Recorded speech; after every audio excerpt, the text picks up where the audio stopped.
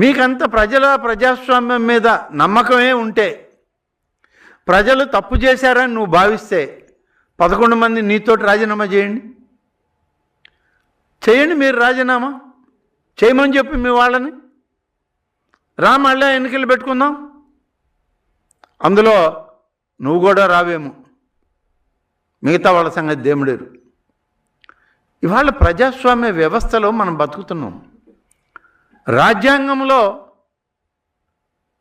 ఆ వ్యవస్థని మనం కించపరిచే విధంగా మాట్లాడకూడదు. నీకు అది కూడా తెలియకపోతే నువ్వెక్కడ ప్రజాస్వామ్యవాదివి, ఎలా రాజకీయాల్లో మనుగడ సాగిస్తున్నావు?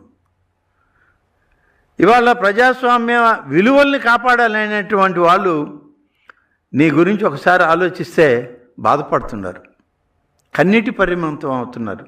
దీనిక రాజ్యాంగాన్ని డాక్టర్ బాబాసాహెబ్ అంబేద్కర్ మనకిచ్చింది.